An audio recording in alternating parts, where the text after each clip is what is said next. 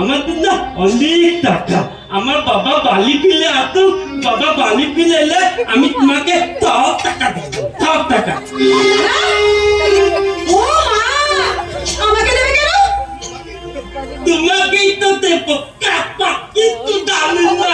এই আমার বাবা বলেছে আমাকে নিজের হাতে খাইয়ে দেবে, নিজের হাতে ঘুম পালিয়ে দেবে, চান করে দেবে। আমার জন্য না, আমার জন্য একটা লাভ করলে নিয়ে আসবে গো। তুমি তুমি তুমি আমার লাভ করলে হতে পারো না। তুমি তো আমাকে নিজের হাতে খাইয়ে দাও। আচ্ছা আচ্ছা, তুমি যদি আমার লাভ করলে হও তাহলে আমি তোমার কে হব? আমি রাজকন্যা হলে মানুষ যদি খারাপ বলবে বাবু, আর তুমি হবে আমার রাজপুত্র। কলির তো কে? কলির নাই তো বলো। কলির না কালো দিনীদের উপর লোভ করে না, কালের কোনো কিছু কেলে নেয় না। এই আমার দাদাটা না বড্ড লোভী, বড্ড বাজে, সব তোমার আমার মানে ভালো বলে খেতে দেয় না, খুব বলতে। মানে সেই তো সেদিন দাদা হোটেল থেকে কত ভালো ভালো খাবার নিয়ে এলো। আমি দাদাকে বললাম, দাদালে ও দাদা, আমি কতদিন ভালো ভালো খাবার খাইনি, আমাকে একটু দে না। আমার দাদাকে করলো জানো, আমাকে ঘর থেকে লাঠি মেরে বেল করে দিল। আমি তালা দিন কিন্তু খাইনি। তোমাদের বাড়ির ওই চাকর, উনি তোমাকে ভালো ভালো রান্না করে খাওয়াতে পারে না?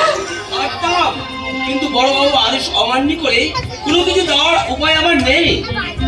কিন্তু কেন? উনি যে চান না বাবু সুস্থ হয়ে উঠুক। সে কি? কারণ বাবু সুস্থ হয়ে উঠলে ওই বড়বাবুর অন্যায়ের বিরুদ্ধে রুখে দাঁড়াবে, বড়বাবুর আসল মুখোশটা খুলে দেবে। আসল মুখোশ? সে অনেক কথা, সব যেন আমি আজ অজানার কথা। কারণ রাজারা ভালো করে কেন পড়ে আছে জানো? কেন? ওই খোকা বাবুটাকে বাঁচিয়ে রাখার জন্য। আমার এই অসুস্থ খোকা বাবু কবে সুস্থ হয়ে উঠে ওই কসাইটার মুখে মুখে ঢুকে দাঁড়াবে, সেই দিনটা দেখার জন্য। তোতেই কি আমি তুলতে হবো? হ্যাঁ তো খোকা বাবু, সুস্থ যে তোমাকে হতেই হবে খোকা বাবু, সুস্থ তোমাকে হতেই হবে।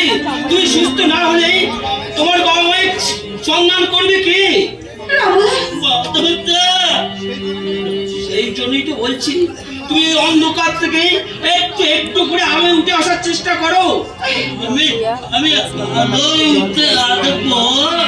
আলোয় তোমাকে উঠে আসতেই হবে খোকা বাবু, সুস্থ তোমাকে হতেই হবে। তুমি সুস্থ না হলে আর বুঝে নিতে হবে তোমার নিজের অধিকার। না না না, অধিকারের কথা বললে দাদা আমায় ভিতর মারবে। এই এই তুমি তুমি আমায় ভালোবাসো, তুমি আমার রাখো না। একটা গান গাই।